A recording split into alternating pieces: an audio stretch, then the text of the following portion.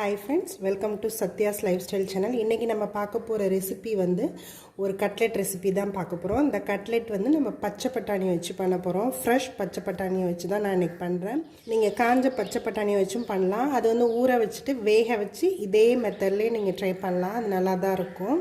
நான் வந்து இப்ப சீசன் ஃப்ரெஷ்ஷா கிடைக்குதுங்கனால அதை வச்சு மேக் பண்ணிருக்கேன். இது எப்படி பண்ணலாம்ன்றதை பார்க்கலாம். இது ஒரு நல்ல ஈவினிங் ஸ்நாக்ஸா இருக்கும். நல்லா கலர்ஃபுல்லா நல்லா கிரீனா நல்லா இருக்கும். இது எப்படி பண்ணலாம்ன்றதை பார்க்கலாம்.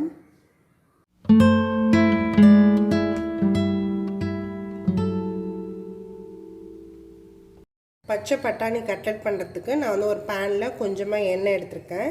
இதில் வந்து இந்த பச்சை பட்டாணியை நல்லா கொஞ்சம் ஃப்ரை பண்ணி எடுத்துக்கலாம். ரொம்ப நேரம் இல்லை, ஒரு 5 மினிட்ஸ் போல் நம்ம வதக்கினா போதும்.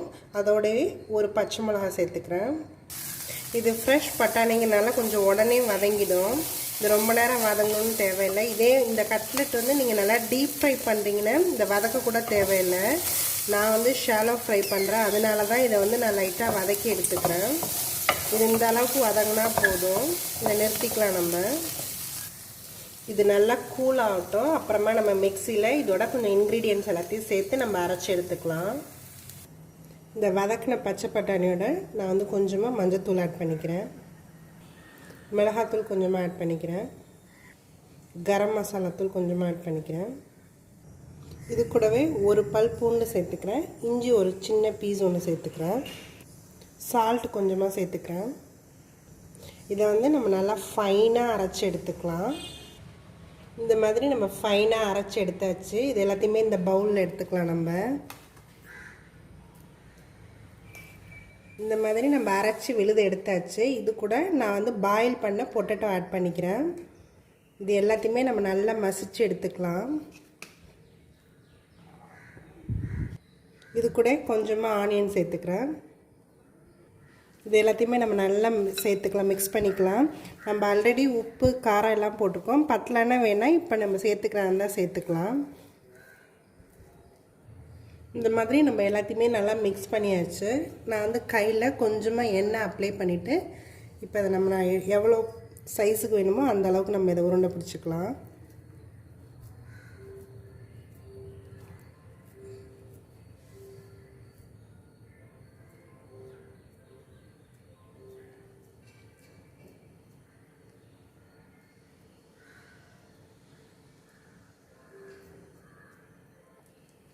இந்த மாதிரி நான் எல்லாத்தையுமே உருண்டை பிடிச்சி வச்சு இந்த மாதிரி பேட்டிஸ் மாதிரி ப்ரிப்பேர் பண்ணி வச்சுக்கிறேன்.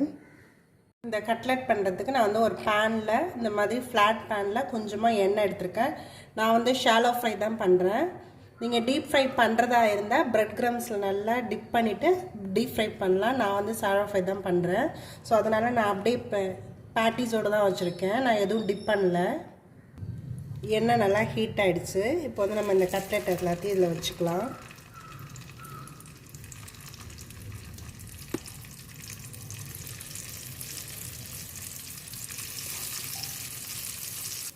இது நல்லா ஒரு சைடு இதாகிடுச்சு. இப்போ அடுத்த சைடு நம்ம திருப்பி போட்டுக்கலாம். இந்த க்ரீன் பீஸ் கட்லெட் ரெடி ஆகிடுச்சு. இது வந்து நார்மல் கட்லெட் மாதிரி இல்லாமல் இது கொஞ்சம் டேஸ்ட் டிஃப்ரெண்ட்டாக நல்லாயிருக்கும்.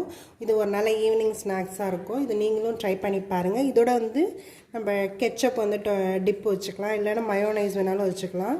நான் இன்றைக்கி வந்து டொமேட்டோ சாஸ் தான் வச்சுருக்கேன். இதை நீங்களும் ட்ரை பண்ணி பாருங்கள். என்னோடய வீடியோஸ் எல்லாத்தையும் பாருங்கள். இந்த வீடியோ உங்களுக்கு பிடிச்சிருந்ததுன்னா மறக்காமல் ஒரு லைக் கொடுங்க. எங்களோட சேனலை சப்ஸ்கிரைப் பண்ணுங்கள். தேங்க்யூ ஃபார் வாட்சிங்.